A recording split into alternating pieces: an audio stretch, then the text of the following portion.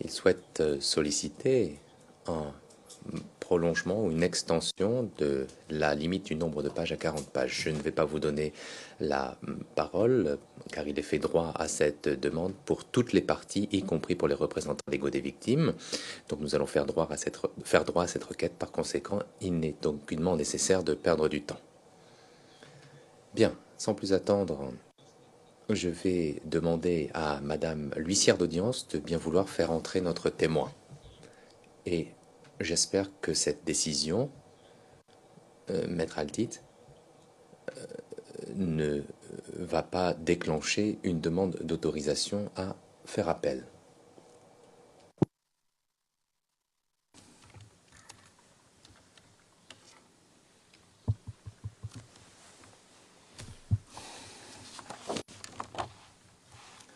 The decision not letting you speak. Donc la décision qui visait à ne pas vous donner la parole, bien entendu.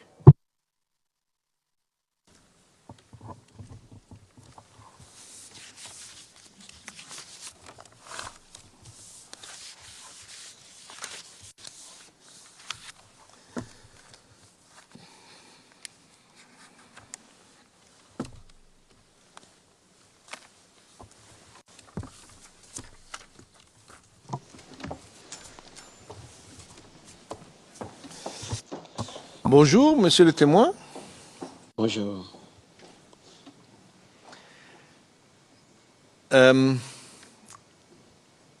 Before starting, Bien, avant de débuter votre déposition et avant de donner la parole aux parties qui vont vous poser des questions, je souhaite vous demander de bien vouloir décliner votre identité complète, nom, prénom, date et lieu de naissance, etc. Adama Doumbia, à l'état civil, né le 10 octobre 1981 à Gourodivo. and Le juge président, très bien. Pourriez-vous nous indiquer quelle est votre appartenance ethnique et votre religion? Je suis malinqué, musulman, your Le président, très bien. Et vous êtes ressortissant de la Côte d'Ivoire, n'est-ce pas? Le président, très bien. Pouvez-vous nous dire quelle est votre profession, quel est votre travail actuellement?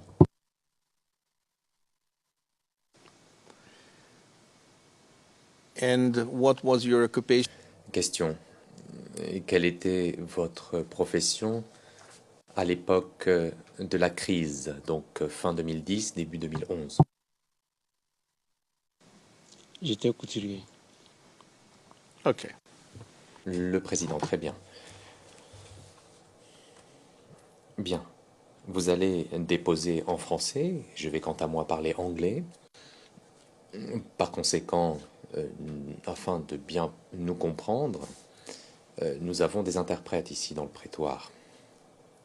Nous avons également des sténotypistes qui consignent tous nos propos par écrit. Donc je vais vous demander de parler suffisamment lentement. Et si je vous fais signe de la main, cela signifie que vous devez ralentir un petit peu. D'accord? And also spear. Question. Donc essayez de parler clairement dans le micro afin que tout le monde puisse bien vous entendre. Alors, vous n'êtes pas sans savoir que cette chambre a été établie pour connaître de l'affaire le procureur contre messieurs Gbagbo et Bligoudé. Vous comparaissez en qualité de témoin dans cette affaire. Par voie de conséquence, vous devrez répondre aux questions qui vous seront posées par les représentants du bureau du procureur, par les représentants légaux des victimes et par les deux équipes de défense. Vous êtes dans l'obligation de donner des réponses véridiques, donc de dire la vérité. Et en droit, vous devez prononcer un engagement solennel et par conséquent, je vais vous demander de bien vouloir lire le texte que vous avez sous les yeux. Je déclare solennellement que je dirai la vérité, toute la vérité, rien que la vérité. Thank you very much. Le juge président, merci.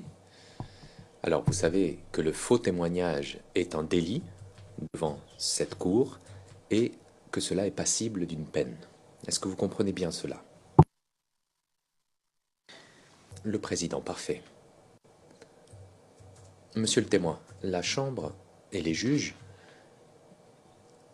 ont votre déclaration écrite sous les yeux. Il s'agit de la déclaration que vous avez faite au bureau du procureur le 17 juillet 2013.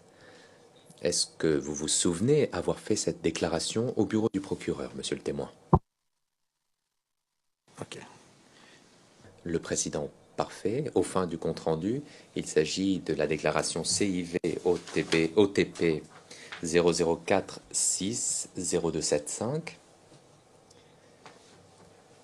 avec les annexes 0046 0286 0046 0287 et 0046 0288.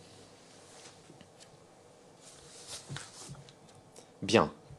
Monsieur le témoin, avez-vous eu l'occasion, au cours de ces derniers jours, de relire la déclaration que vous avez faite au bureau du procureur au mois de juillet 2013?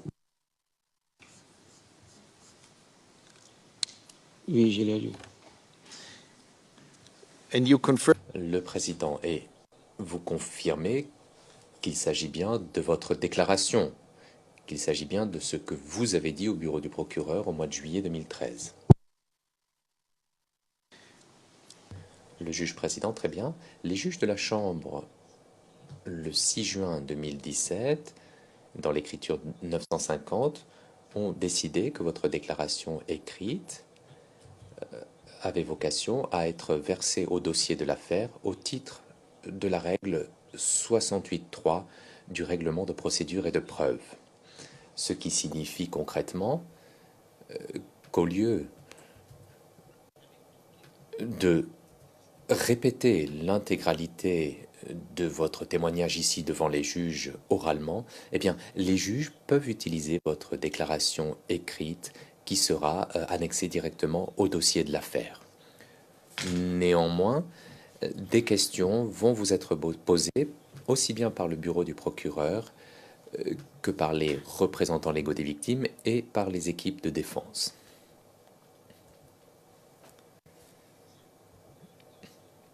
Donc, je vais vous demander si vous êtes d'accord pour que votre déclaration écrite soit versée au dossier de l'affaire. Est-ce que vous êtes d'accord avec cela? Ok. So, Le président, très bien.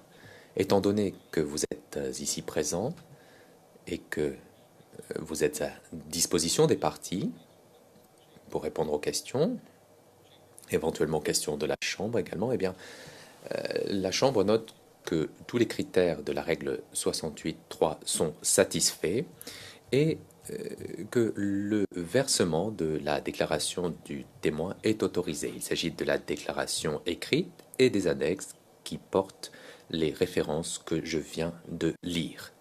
Donc, toutes ces pièces sont considérées comme étant versées au dossier. Très bien, nous pouvons maintenant, sans plus attendre, entamer l'interrogatoire, non pas par la Chambre, mais par le bureau du procureur. Donc si vous êtes prêts, nous pouvons y aller.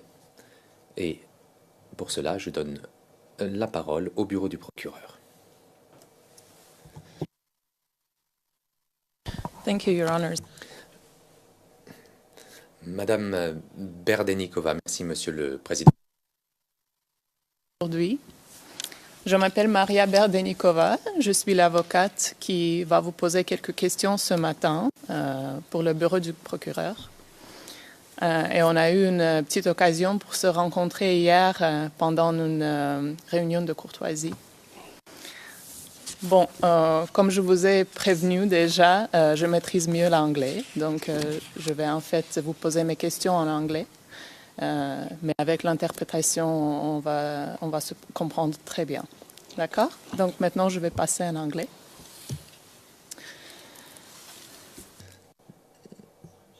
Alors, je suis persuadé que vous avez remarqué que je vous appelle Monsieur le témoin. Ne vous vexez pas, surtout, ce n'est pas un manque de respect de ma part, c'est une habitude que nous avons ici dans le prétoire. Très bien? Voilà, alors je vais vous demander d'écouter mes questions très attentivement. Si jamais vous ne comprenez pas quelque chose, n'hésitez pas à me le faire savoir, je répéterai ou je reformulerai ce que je vous ai demandé. Comme le juge président vous l'a dit, tout ce que vous avez dit dans votre déclaration a déjà été versé au dossier de l'affaire. Donc les parties et les participants ont eu l'occasion de lire votre déclaration. Donc nous n'allons pas passer en revue tous les détails de votre déclaration préalable. Je vais me contenter de vous poser un certain nombre de questions bien ciblées. Your Honors, Monsieur le Président, Mesdames et Messieurs les juges, je souhaiterais passer très brièvement à huis clos partiel afin d'aborder un certain nombre de lieux bien spécifiques. Le juge président, très bien, passons à huis clos partiel.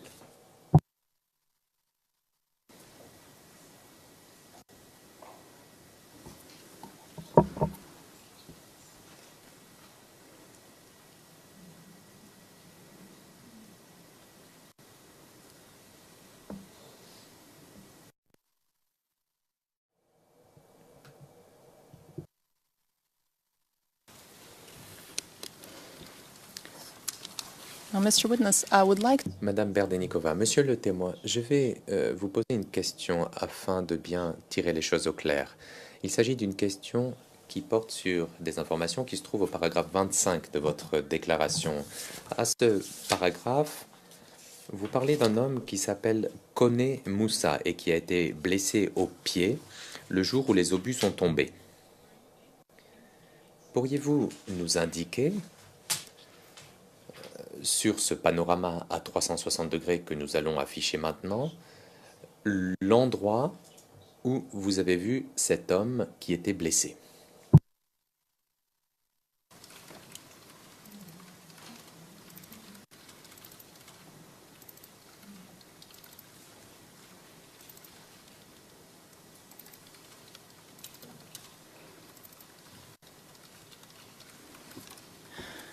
And just while... Madame Berdenikova, pendant que nous attendons l'image, et si cela simplifie les choses, nous pouvons vous montrer une fois de plus le panorama complet, et vous pouvez me dire là où il faut que je m'arrête pour identifier le lieu précis où vous avez vu cet homme blessé. D'accord ?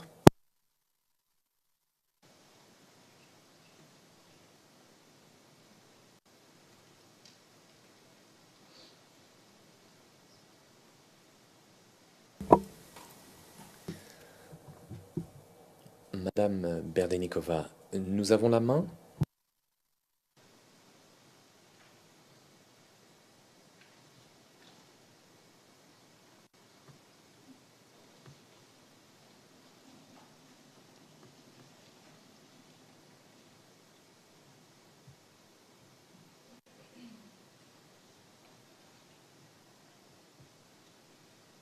So we'll start... Madame Berdenikova, donc nous allons faire défiler l'image très lentement et lorsque vous voyez le lieu où Kone Moussa a été blessé au pied, dites-moi de m'arrêter, d'accord?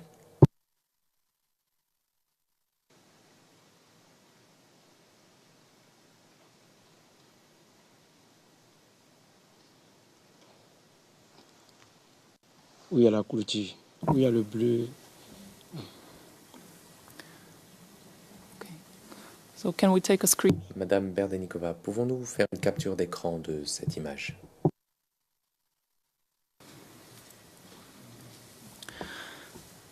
Mr. Witness, Monsieur le témoin, je vais maintenant vous poser la même question à propos de deux autres personnes que vous mentionnez dans le même paragraphe de votre déclaration. Il s'agit de Sékou Cissé et d'un autre homme qui s'appelle Koné. Et vous avez dit qu'ils avaient tous deux été blessés au cou. Donc, si vous le voulez bien, nous allons procéder au même exercice et vous me direz de m'arrêter lorsque vous verrez l'endroit où ces deux personnes ont été blessées.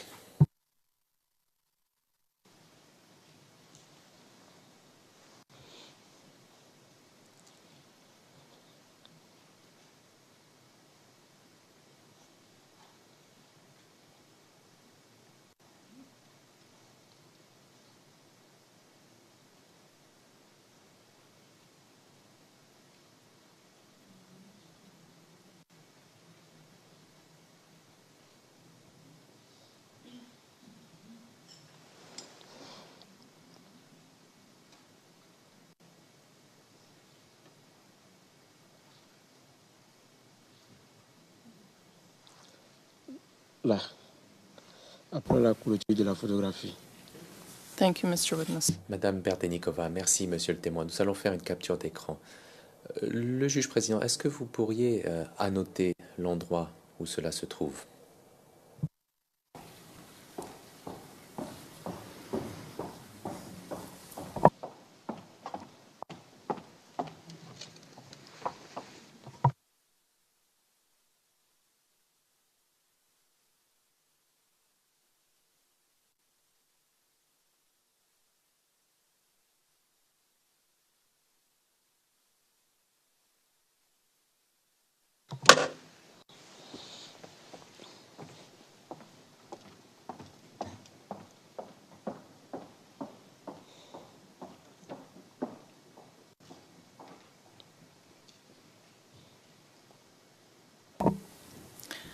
Thank you, Mr. Witness. Merci, monsieur le témoin. Bien, pour ma prochaine question, je voudrais attirer votre attention sur le paragraphe 26 de votre déclaration, dans laquelle vous parlez de deux petits garçons et d'une vieille dame du nom de Nan qui ont également été blessés le jour où les obus sont tombés. Pouvez-vous nous décrire l'endroit où ces trois personnes ont été blessées?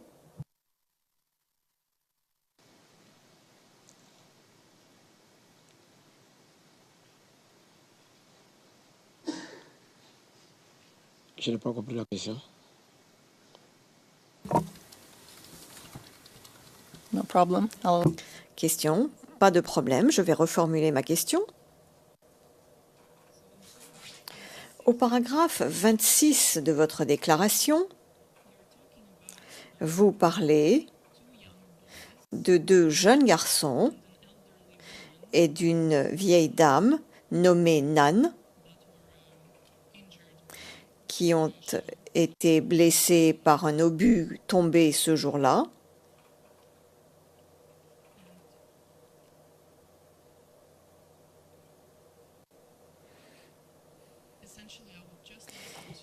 Et je voudrais que vous puissiez expliquer et décrire où ces personnes ont été blessées, à quel endroit elles ont été blessées. La vieille Nan a été blessée dans l'autre cou, où l'autre obus est tombé. Maintenant là, il y a une femme qui partait à son enfant qui a été touchée, avec un jeune de 12 ans, de 10 à 12 ans. When you're speaking about the woman, Question. Lorsque vous parlez de la femme et d'un jeune de 12 ans, de quel endroit nous parlez-vous? Est-ce que vous pourriez préciser, s'il vous plaît? Où la vieille Nan a été touchée, c'est là qu'il y a un monsieur qui est décédé là. Maintenant, devant l'atelier, ce qui est tombé devant l'atelier, ça c'est là où l'enfant de 12 ans est décédé et l'autre a été touché grièvement au dos de sa mère.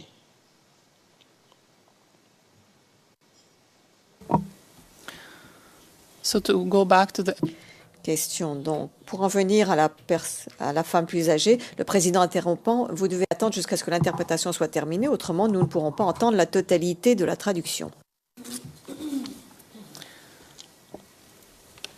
So going back to the elderly woman, Question pour en revenir à la vieille dame du nom de Nan. Est-ce que vous pouvez confirmer que vous parlez bien de l'endroit où le deuxième obus est tombé, comme vous l'avez décrit dans votre déclaration? thank you. Question, merci.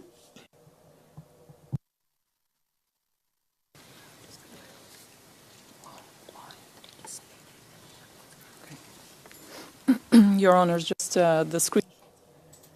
Madame Berdenikova, Madame, Messieurs les juges, ce sont simplement les captures d'écran qui ont été envoyées par courriel. Monsieur le témoin, je voudrais maintenant vous montrer deux autres images et j'en terminerai ainsi avec mon interrogatoire aujourd'hui. Si je pouvais demander à la greffière d'audience d'afficher le document public CIVOTP 0089 0579.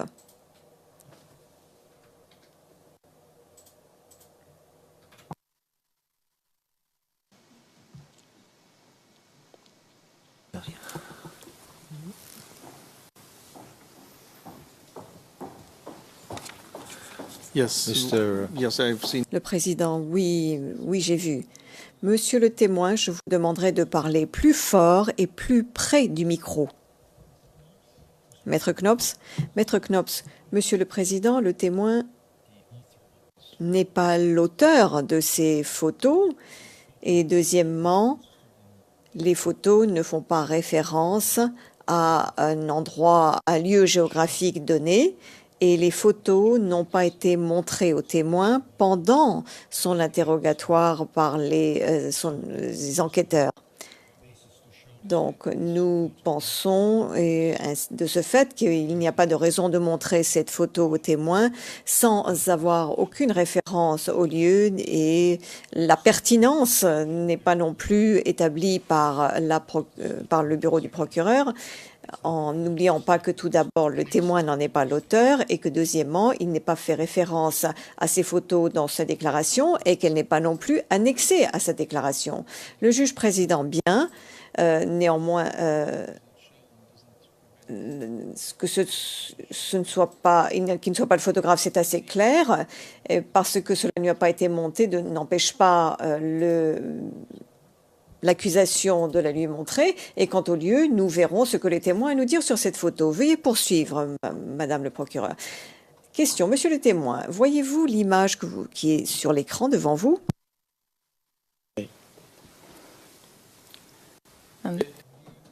Le juge président, avez-vous jamais vu cette photo auparavant? Non. And do you recognize the person? Question, reconnaissez-vous la personne sur cette photo?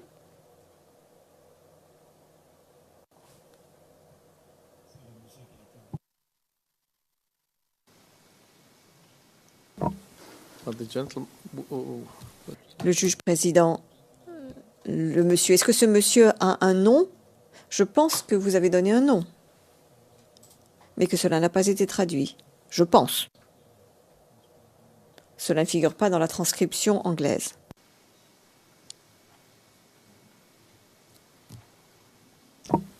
Est-ce que Le juge président, est-ce que vous connaissez le nom de cette personne? non?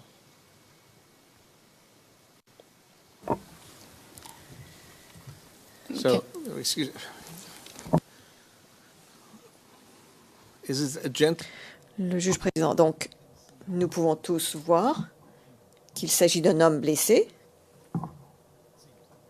Cela semble être le cas. Mais qu'est-ce que le témoin devrait connaître de particulier par rapport à cette photo? Question, Monsieur le témoin, avez-vous vu cette personne blessée le jour de l'incident?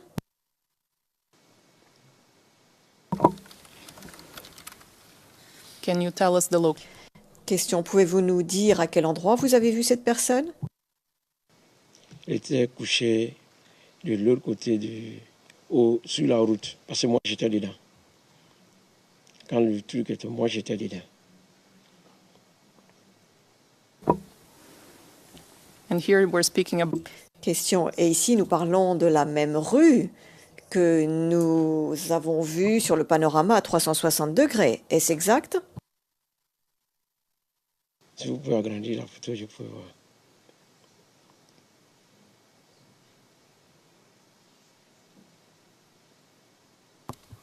I'm afraid the photo cannot. Le juge président, j'ai bien peur que l'on ne puisse agrandir la photo.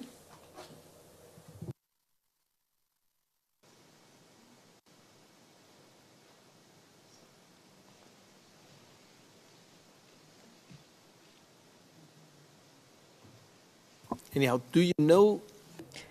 Le juge président, néanmoins, est-ce que vous avez déjà vu cette personne? Est-ce que vous la connaissez personnellement? Non.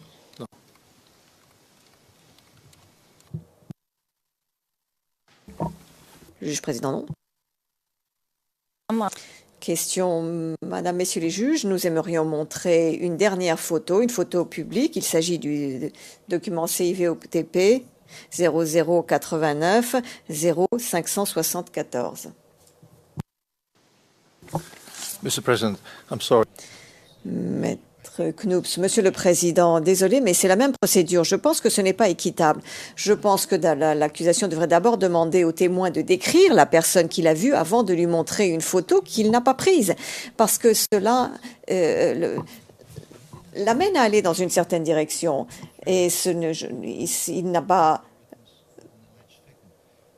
Bien entendu que le témoin va dire oui, que c'est bien la personne. Il n'a pas donné de description, donc ce n'est pas une méthodologie équitable de confronter le témoin à une victime alléguée. L'accusation devrait d'abord établir que le témoin se rappelle de cette personne avant de lui montrer la photo. Le président, mais concernant cette personne, quelle personne? Il a vu la photo et lui a demandé si c'est une scène qu'il a déjà vue.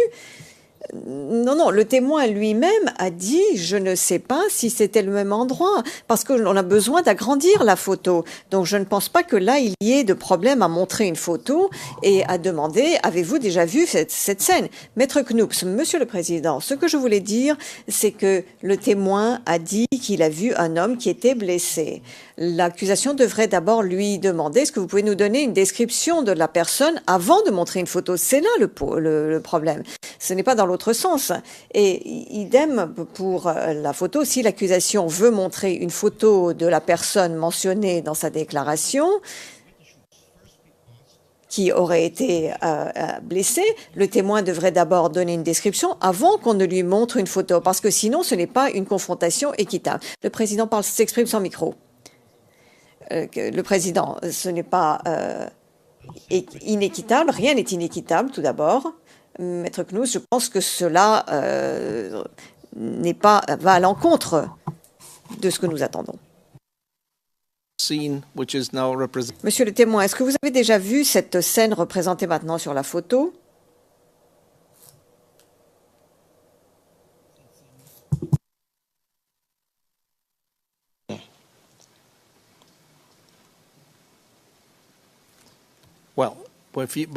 Le président. Mais si vous étiez à la maison, chez vous, comment avez-vous pu le voir? Si vous l'avez vu. J'étais dedans. C'est après, quand les cris se sont éclatés, que je suis sorti. Plus ma panique. Donc, je ne pourrais pas vous dire plus. Sinon, je reconnais cette scène. Un peu. Parce qu'il y avait du cafouillage.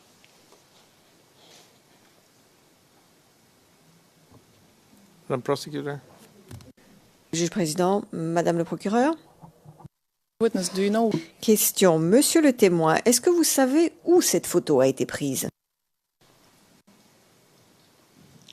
Monsieur le Président, la question a déjà été posée, le témoin a déjà répondu à la question. Il ne sait pas, à moins qu'on agrandisse la photo éventuellement.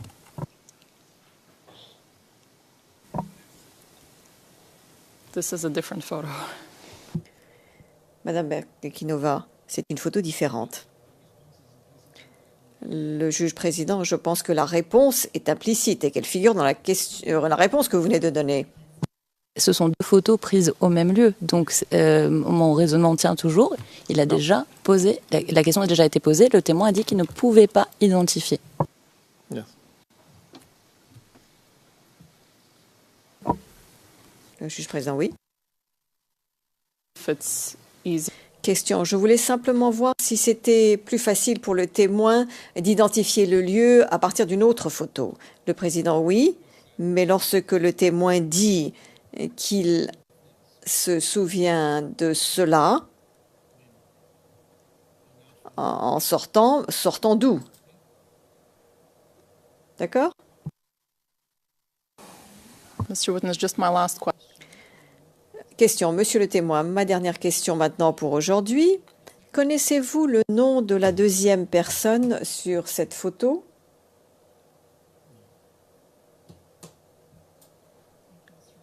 Question. Merci, monsieur le témoin. Madame, messieurs les juges, nous n'avons pas d'autres questions pour ce matin. Merci, le juge. Merci. Le juge président, merci. La parole est donnée maintenant à la représentation légale des victimes. Madame Massina, merci. Madame, messieurs les juges, nous avons quelques questions pour ce témoin et les questions seront posées par Maître Carneiro Rojo.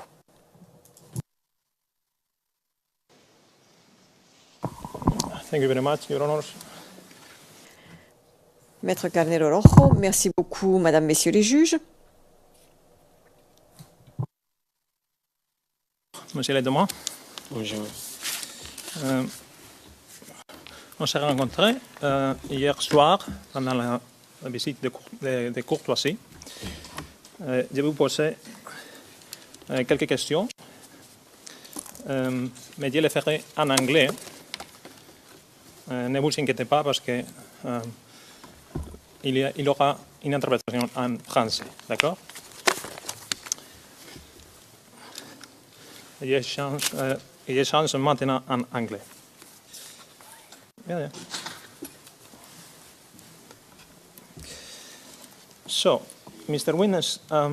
Question. Donc, monsieur le témoin, vous avez dit aux enquêteurs que le 17 mars 2011, un obus est tombé à côté de votre atelier.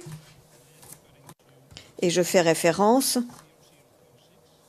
au 0046 0275 à la page 0280 au paragraphe 23, et vous avez dit, et je cite en français, « J'ai vu des gens blessés couchés à terre. J'ai vu une femme qui portait un enfant au dos, qui était tous les deux blessés. L'enfant était vraiment touché parce qu'il saignait beaucoup. » End quote. Mr. Witness, do you remember saying this to the... Question. Monsieur le témoin, vous souvenez-vous avoir dit cela à l'accusation? Oui. And do you know if this woman... Question. Et savez-vous si cette femme et son bébé ont survécu à leurs blessures? C'est que j'aurais appris, l'enfant aurait décédé, mais c'est la mère qui a survécu. C'est ce que j'aurais appris. Thank you very much. Question. Merci beaucoup. Dans votre déclaration au bureau du procureur, vous avez également dit que vous avez vu d'autres personnes blessées et tuées suite aux obus qui ont été tirés le 17 mars. Et je fais référence au paragraphe 23 à 28 de votre déclaration. Monsieur le témoin, pouvez-vous nous dire quelle était la nationalité ou l'appartenance ethnique de ces personnes, si vous le savez? Moussa connaît, lui, il est malinqué. La femme qui portait au dos, l'enfant au dos aussi, elle est malinquée. Bon, pour le reste, bon, je ne sais pas.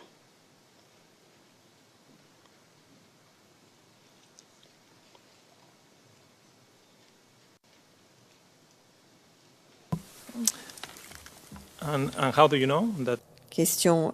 Et comment savez-vous que c'était là leur nationalité?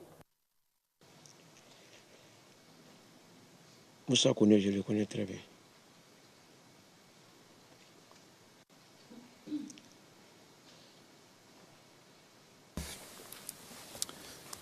Moving on to the...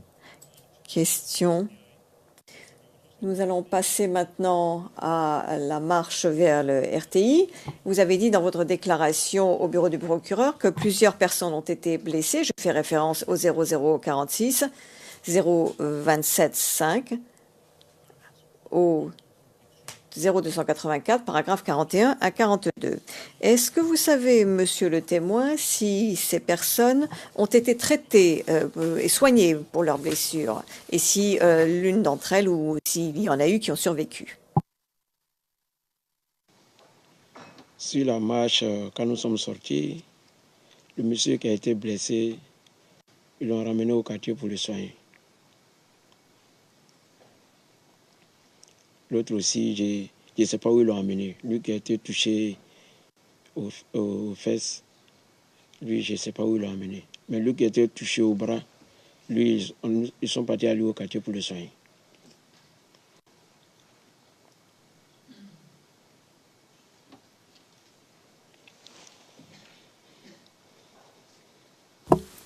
And do you know the nationality? Question. Et connaissez-vous la nationalité des personnes blessées que vous avez vues? Oui. Ils sont tous malinqués. My last question, Mr. Le juge président, El Malinké, ce n'est pas une nationalité, si la traduction était correcte. C'est une appartenance ethnique. So I don't know. Traduit par nationalité. Mr. President. My last question, Mr. Witness. Question. Merci, Monsieur le Président. Ma dernière question, Monsieur le Président. Comment est-ce que tous ces événements ont, en quoi tous ces événements ont eu un impact sur votre vie? Ont-ils eu un impact sur votre vie?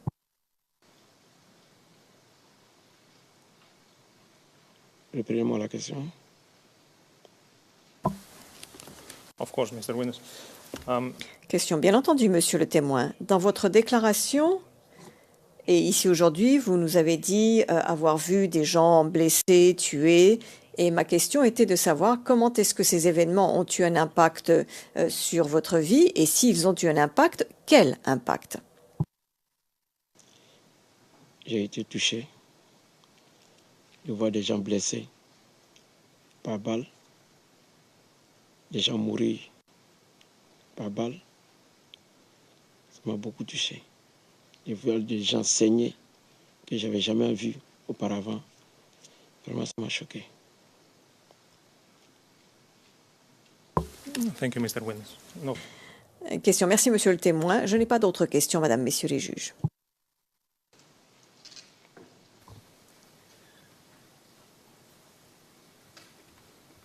I think you said that you. Le juge président, je pense que vous avez terminé en disant que vous n'avez plus d'autres questions à poser. En fait, vous parliez pendant que la traduction était en cours, donc je suppose que c'est ce que vous avez dit. Je vais maintenant me tourner vers la défense de M. Gbagbo et donner la parole à Maître Altit. Monsieur le Président, Madame, Monsieur, l'interrogatoire du témoin sera mené au nom de l'équipe de défense de Laurent Gbagbo par Madame Naouri.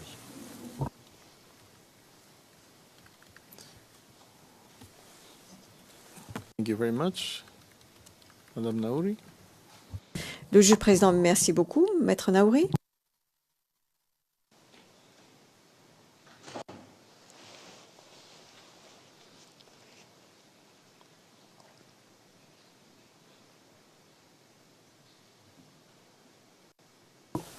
Merci, Monsieur le Président. Bonjour, Monsieur le témoin. Bonjour. Alors, je m'appelle Jennifer Naouri et c'est moi qui vais vous poser des questions aujourd'hui au nom de l'équipe de défense de Laurent Gbagbo, d'accord? Oui. D'accord.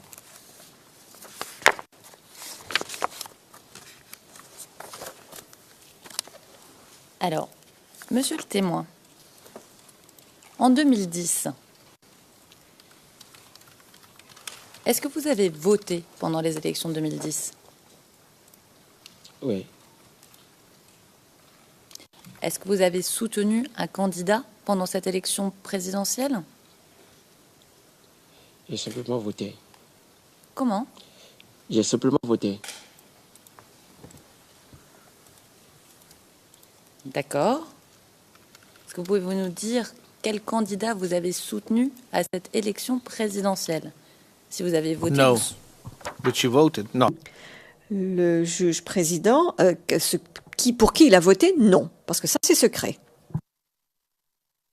Alors, monsieur le témoin, est-ce que des membres de votre famille sont militants du RDR?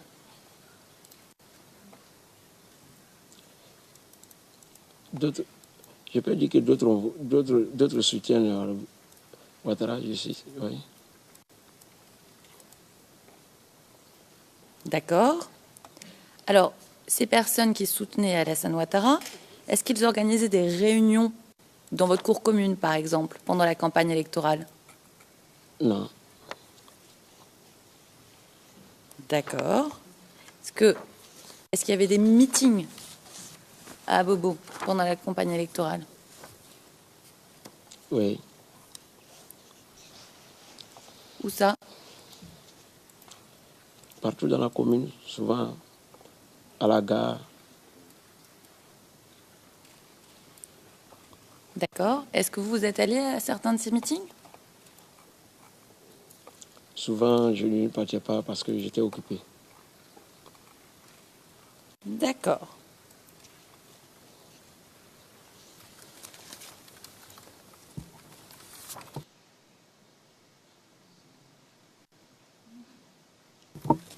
Alors, vous étiez occupé à quoi, monsieur le témoin?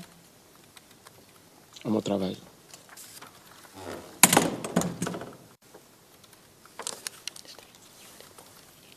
D'accord. Alors, je voudrais revenir avec vous, monsieur le témoin, sur ce qui se serait passé le 16 décembre 2010, la marche vers la RTI, d'accord? Oui. Alors, est-ce que vous pouvez nous dire qui a annoncé cette marche?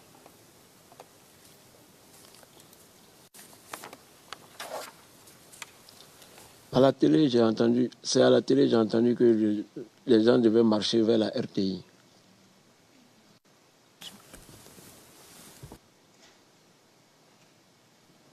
And who spoke on the television? Question, et qui en a parlé à la télévision? Qui avez-vous entendu dire cela? Excusez-moi du terme, je pourrais dire à la radio, j'ai entendu dire que, je crois, si je ne me trompe pas bien, par M. Sourougan pour dire que tout le monde doit marcher vers la RTI.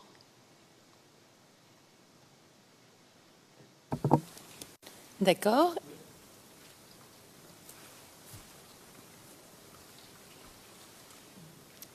Et c'était quand ça? Combien de temps avant la marche que vous avez entendu ça? Là, je ne m'en souviens pas. Un jour, 2 jours, 3 jours, à peu près, dites-nous. Je ne pourrais pas vous dire le jour exact.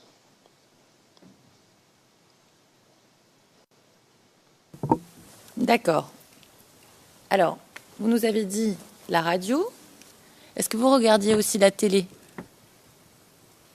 Souvent. Souvent. Est-ce que vous avez vu cette annonce à la télé aussi? Non. D'accord.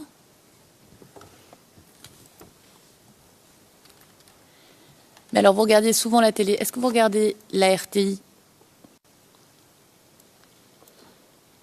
La majorité du temps, c'est les chaînes cryptées que je regarde. D'accord. Et est-ce que vous regardiez la TCI? Le juge président, la réponse du témoin n'était pas claire. Veuillez répéter, s'il vous plaît, en parlant clairement dans le micro, s'il vous plaît, pour qu'on puisse vous entendre. Merci. Je dis bien que je regardais souvent les chaînes crispées plutôt.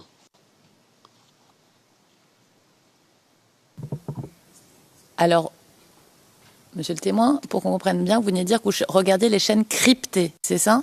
Oui. D'accord.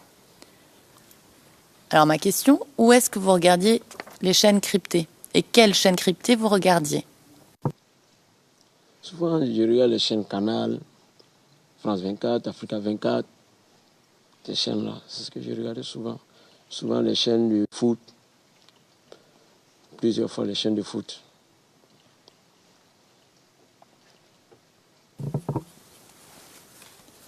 Est-ce que vous avez regardé la TCI? Quand ils ont commencé à mettre, j'ai regardé souvent. D'accord. Et est-ce que vous vous souvenez quand ils ont commencé à mettre, comme vous dites? Ça, je ne m'en souviens pas.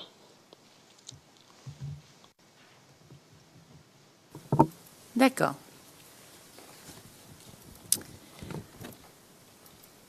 Et dans votre quartier, qui a mobilisé les gens pour se rendre à la marche?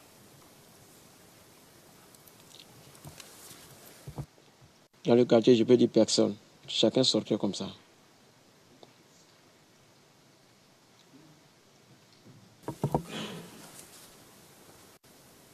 D'accord. Mais alors, après l'annonce que vous avez entendue concernant qu'il y allait avoir une marche vers la RTI, oui. Vous n'en avez pas parlé avec des gens dans votre quartier? Est-ce qu'il y a eu des réunions pour en discuter, pour savoir où étaient les points de rassemblement? Je n'ai pas discuté de ça avec quelqu'un. Quand quelqu'un a entendu l'annonce, chacun sortait le matin pour se diriger vers la gare, la Bobo.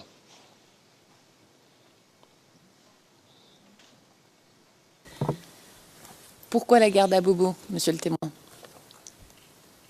Comme lieu de rassemblement.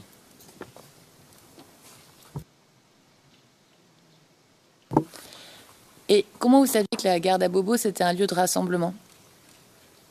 C'est là où tout un chacun pouvait passer, quittant de mon lieu d'habitation pour aller vers la RTI. Est-ce que c'était un lieu de rassemblement habituel? Pour la majorité du temps, c'est là que les gens se rassemblent parce que c'est un grand espace. D'accord. Et est-ce que c'est un lieu où les militants du RDR se rassemblent? Souvent, c'est là-bas qu'on met les bâches pour que les gens se rassemblent. Qui met les bâches, monsieur le témoin? Les organisateurs des manifestations. D'accord.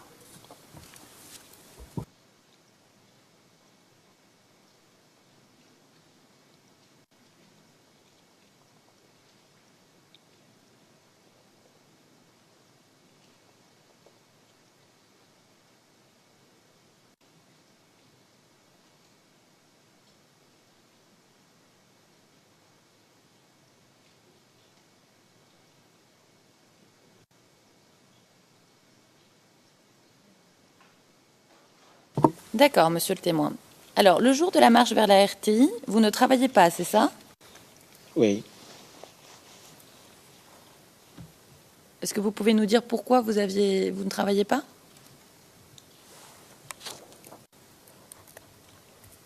Parce qu'en ce moment, je ne veux pas assez de la clientèle.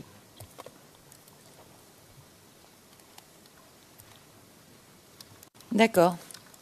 Depuis quand vous ne travaillez pas? Souvent, je venais, souvent, je ne venais pas parce que souvent, ça tirait beaucoup, donc je ne travaillais pas.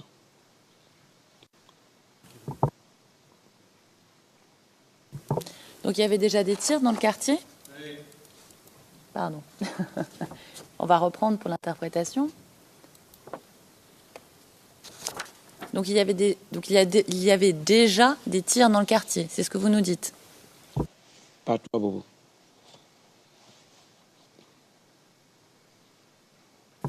D'accord.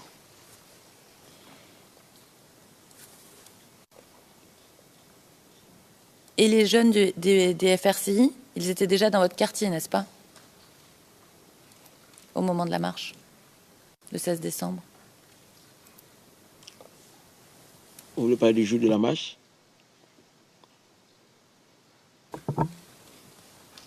Le jour de la marche, je n'ai pas vu de FRCI. C'était uniquement que nous, les jeunes. À votre connaissance? À votre connaissance, monsieur le témoin, pas le jour de la marche, d'accord? Mais on vient de parler d'échanges de tirs dans le quartier. Moi, ma question, c'est à votre connaissance, oui. Est-ce qu'il y avait déjà, à cette époque-là, des jeunes des FRCI à Abobo? Je ne m'en souviens pas.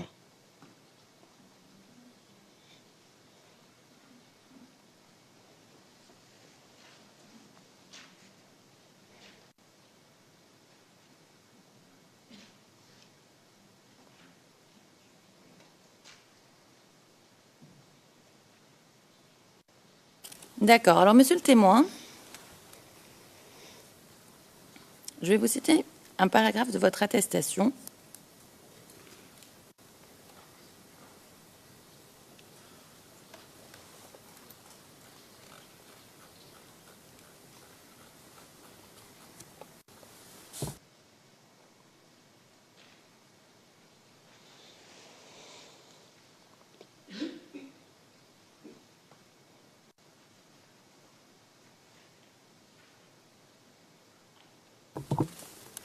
Alors vous dites, paragraphe 31, ces jeunes FRCI étaient partout dans la commune d'Abobo pour sécuriser la population. Un groupe était basé à la gendarmerie parce que les gendarmes n'étaient plus là. Je les voyais quand je passais devant la gendarmerie. Il y avait d'autres dans le quartier derrière Rail et au commissariat 14e et 21e. Mais moi, je ne les ai pas vus. Ce sont les gens qui habitent derrière Rail et près de ces commissariats qui le disaient. Fin de citation. Alors, vous saviez qu'il y avait des FRCI dans le quartier, n'est-ce pas? Oui. D'accord. Et est-ce que les FRCI, c'est les mêmes que les Mongoba? Au début, c'est ce qu'on appelle, on disait Moroba. Au début. Au début? Oui. Quand, au début? Au début de la crise.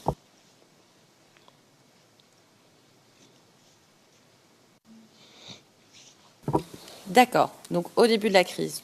Maintenant, je vous pose la question. Est-ce que le 16 décembre 2010, au début de la crise, il y avait des Mongoba à Abobo?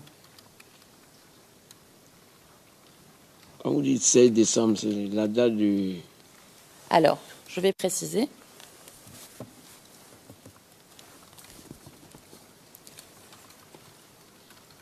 Le 16 décembre 2010, c'est le jour de la marche vers la RTI. Oui. D'accord? Et c'est très peu de temps après le résultat des élections présidentielles. Est-ce que, pour vous situer, donc ma question, à ce moment-là, donc c'est le début de la crise post-électorale, à ce moment-là, il y avait des Mongoba à Abobo? Non. D'accord. Combien de temps après les Mongoba sont à Abobo?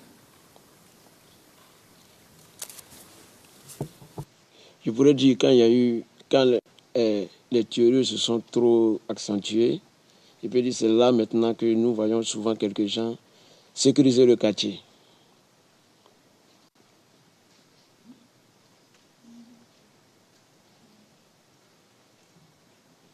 D'accord. Alors, revenons au jour de la marche vers la RTI.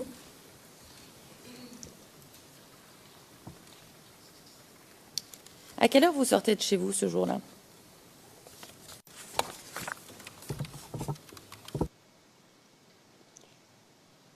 Aux environs 9h-10h.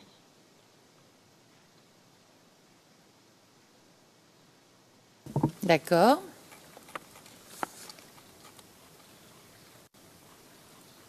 Et quand vous sortez de chez vous, vous allez où? Comme je suis dans un quartier qui n'est pas proche du goudron, donc j'ai sauté au goudron pour voir si les gens étaient sortis massivement. D'accord. Et vous sortez tout seul, monsieur le témoin? Je suis sorti seul. D'accord.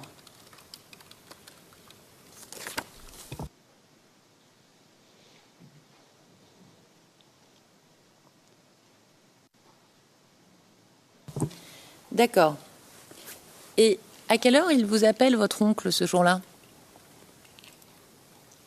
Mon oncle m'a appelé. En ce moment, j'étais déjà sorti.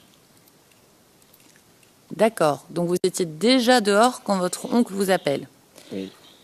Et c'est à quelle heure ça à peu près? Ça, je ne peux dire l'heure.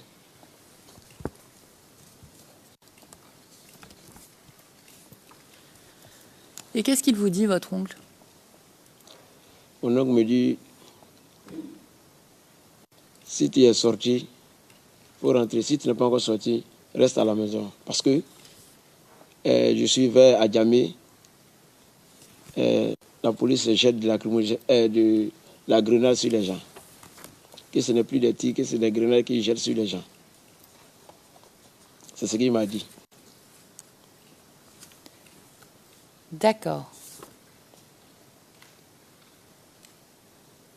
Et vous savez où il était, lui, votre oncle? Il m'a dit qu'il venait de quitter Adjamé. Je ne sais pas où il quittait. Mais il m'a dit qu'il voulait de quitter Adjamé.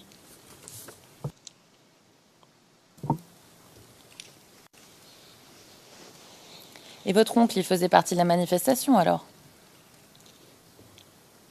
Je ne sais, je peux vous dire que ce jour-ci était sorti pour la manifestation. Parce que je ne l'ai pas demandé s'il était sorti pour la manifestation. Il m'a juste appelé.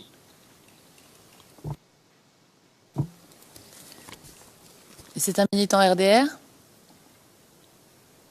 Votre oncle? Je peux dire, il n'est pas aussi militant que ça. Est-ce que vous pouvez préciser, monsieur le témoin? Pas aussi militant que ça. Qu'est-ce que vous voulez dire? Quand je veux dire militant, pour que ça, il ne participe pas aux réunions ni aux trucs.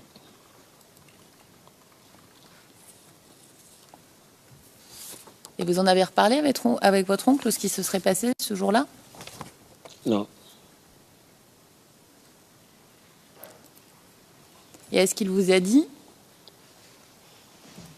s'il y avait des jeunes qui défendaient le quartier, qui étaient aussi là à la marche? Je n'ai pas compris.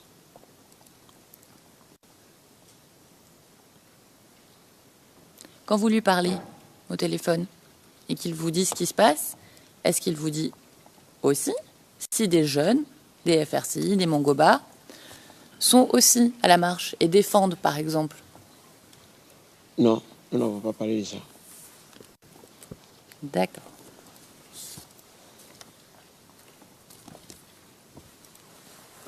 Et qu'est-ce que vous faites quand votre oncle vous dit qu'il ne faut pas y aller? Voilà pour la cause, quand je suis sorti au goudron, je ne suis pas dirigé encore vers la gare. D'accord. Mais vous rentrez pas chez vous? Je suis resté au goudron jusqu'à quand un jeune a été blessé au bras, c'est là que je suis rentré. Alors on va y venir. Mais on prend les choses étape par étape, d'accord? D'accord.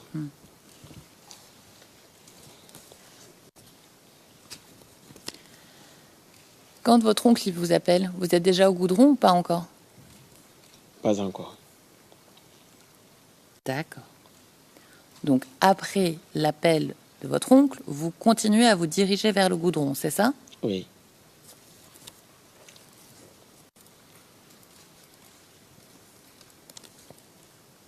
Monsieur le témoin, est-ce que vous pouvez nous dire exactement où vous êtes sur le goudron? C'est où cet endroit? Nous appelons ça communément sur le bras, à côté d'un glacier. D'accord. Donc, est-ce que c'est le sous-quartier qui s'appelle Glacier, c'est ça? Le glacier se trouve sur l'autoroute qui mène jusqu'à Nyama. D'accord. Et combien de temps vous mettez de chez vous pour arriver à cet endroit? Je pourrais dire 5 minutes. 5 minutes. D'accord. Et sur votre trajet, est-ce que vous rencontrez des manifestants? Oui, j'ai rencontré des jeunes qui partaient au goudron aussi. D'accord. Combien ils étaient, ces jeunes? Ils étaient nombreux. Combien à peu près? 100, 200, 300? Je ne saurais vous dire le nombre. D'accord. Et est-ce que certains avaient pris des mesures de sécurité? Tout le monde était main nue pour aller au goudron. D'accord. Et comment est la circulation? Très timide. Il n'y avait pas assez de voitures. D'accord. Et les commerces, ils sont ouverts? Non, Donc tous les commerces étaient fermés. fermés.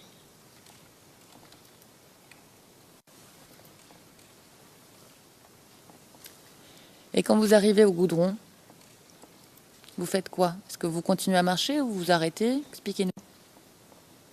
Arrivé au goudron, je me suis arrêté pour regarder d'autres passer qui partaient à la gare. D'autres étaient arrêtés là aussi. D'accord. Et quand vous vous arrêtez au goudron, vous êtes avec des amis, vous rejoignez des gens, qu'est-ce que vous faites? Nous étions nombreux arrêtés là. D'autres passaient pour partir à la gare, d'autres étaient arrêtés là.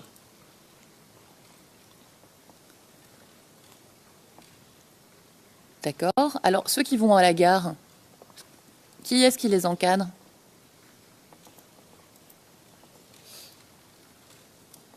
Personne. Il n'y a personne qui les dirige, qui leur donne des instructions. Donc, quand chacun sortait, il y avait des gens qui disaient venez, on va partir, venez, on va partir. Sinon, je n'ai pas vu quelqu'un diriger pour dire que c'est comme ça. D'accord. Et ceux qui vont à la gare, ils sont nombreux? Oui.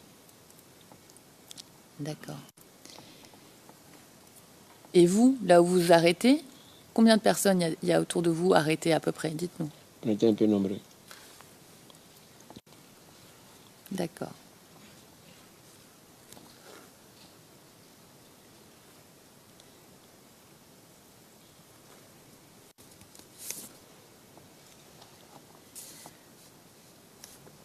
Monsieur le témoin, de l'endroit où vous êtes, pour marcher jusqu'à la RTI, ça prend combien de temps? Oh. C'est très loin. Vous pouvez nous dire à peu près combien de temps vous metteriez? Je ne saurais vous dire. D'accord.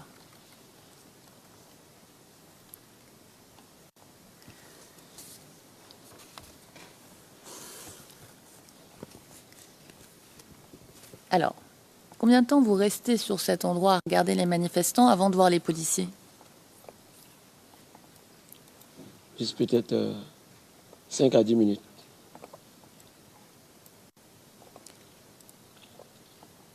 Et quand vous êtes assis et que vous voyez les policiers, vous faisiez quoi? Est-ce que vous étiez assis, debout? Est-ce que vous étiez en train de discuter? On était debout. Vous êtes avec combien de personnes à ce moment-là? Je dis bien qu'on était beau. On était nombreux là, arrêtés là. D'accord. Et de quelle direction arrive la voiture que vous dites avoir vue? De là où j'étais arrêté, la voiture passait de l'autre côté de l'autoroute. La voiture qui était vers Anyama, vers Avocaté, sur la route d'Anyama.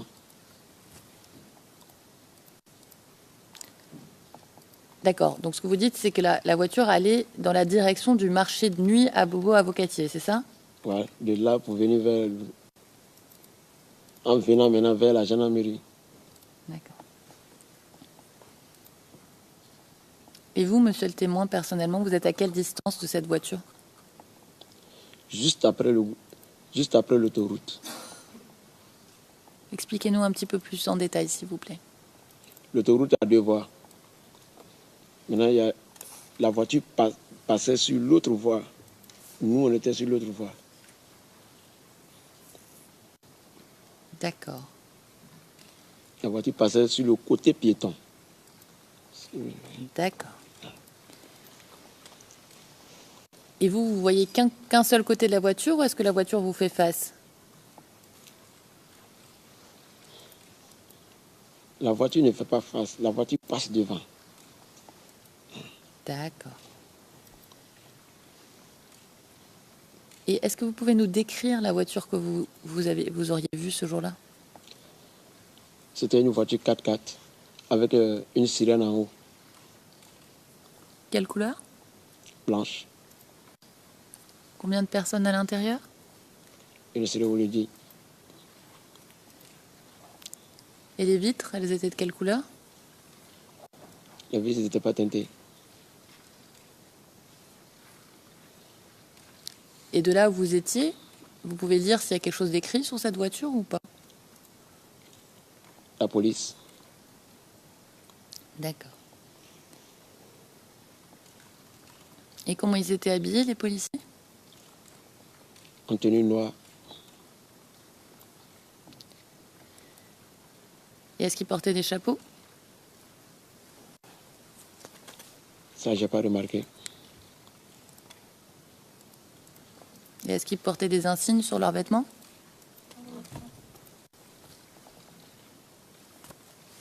J'ai pas remarqué ça aussi non plus.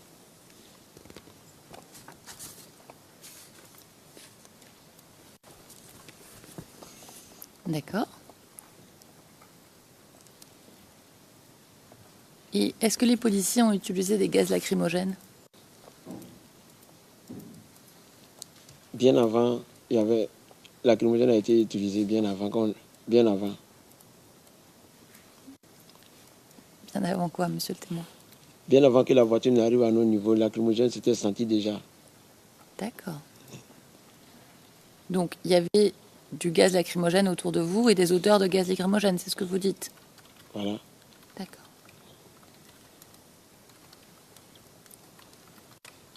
Et qu'est-ce que vous faites quand la voiture s'approche de vous? Nous étions arrêtés. Et il y a un jeune qui nous a dit non, de ne pas courir, que de nous arrêter. C'est là où on était arrêtés. Mhm.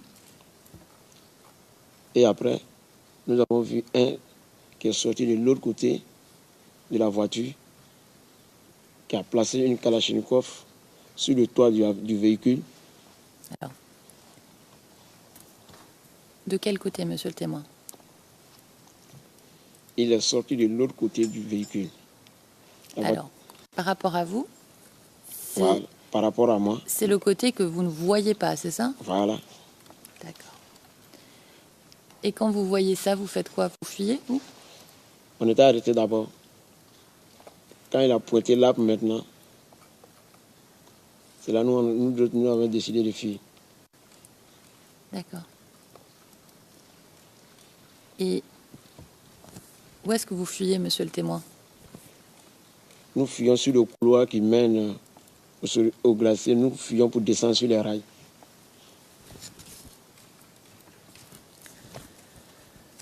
Donc vous retournez dans le quartier Oui, et vous prenez les perpendiculaires au goudron, c'est ça? Les petites rues qui partent vers le quartier par rapport au goudron, c'est des rues perpendiculaires? voilà, nous prenons les routes pour descendre au quartier. Donc dans la panique générale, vous restez pas sur les lieux, c'est bien ça? Non. D'accord. Et vous allez directement chez vous? Je cours un peu et puis je m'arrête pour voir ce qui se passe Où ça? dans le quartier. Est-ce que vous pouvez nous dire où exactement dans le quartier, monsieur le témoin? Un peu loin de chez moi, à domicile.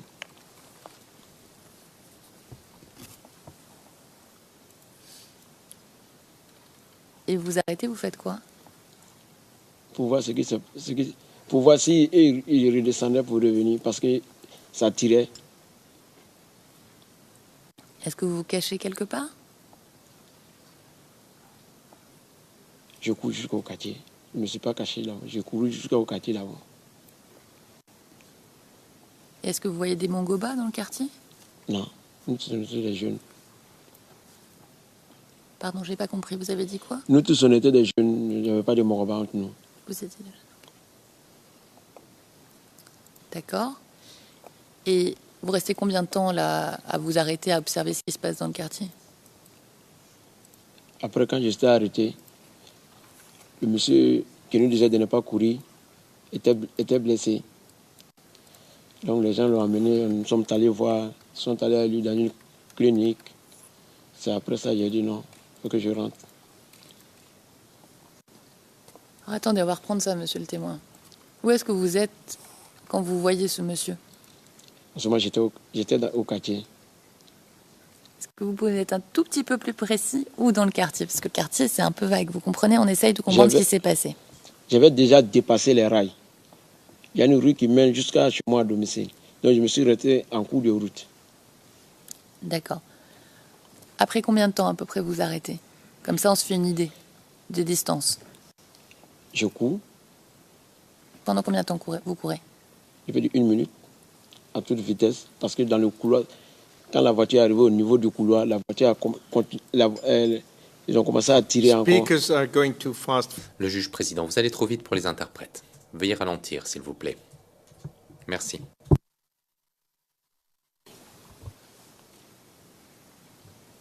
Alors, allez-y, monsieur le témoin, expliquez-nous combien de temps vous courez et comment ça se passe. Je cours au moins 1 minute, puis je m'arrête après avoir traversé les rails. Et ça tire. Donc, c'est après ça, j'ai vu le monsieur venir. Parce que nous avons couru pour aller sur l'autre côté, et ils ont couru pour aller vers l'autre côté. C'est après, quand nous nous sommes retrouvés devant, j'ai vu le gars, il était blessé au bras.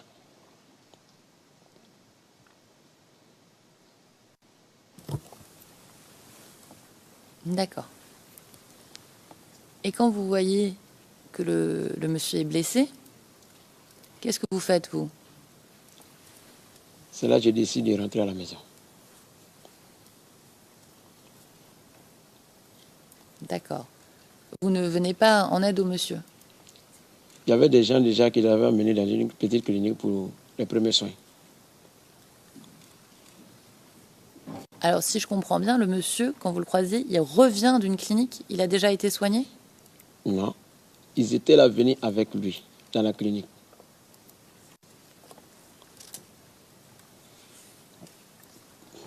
Donc, ils allaient l'accompagner dans une clinique, c'est ce que vous dites? Oui. Comment vous le savez, vous, ça? Je l'ai vu dans leurs mains. Vous avez vu quoi dans leurs mains, monsieur le témoin? Le monsieur, l'autre avait attrapé sa main. Ma question, c'est comment vous savez que ces jeunes allaient l'amener dans une clinique? Vous avez discuté avec eux? La clinique était à côté. D'accord. Mais vous n'avez pas discuté avec eux? Non. Et ces jeunes, est-ce que c'était des jeunes qui défendaient le quartier?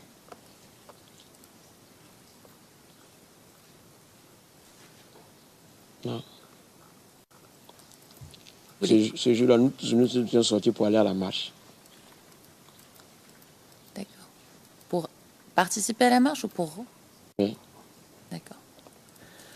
Ok. Monsieur le Président, je vois l'heure et je vais passer au prochain événement, donc c'est peut-être le bon moment pour faire la pause.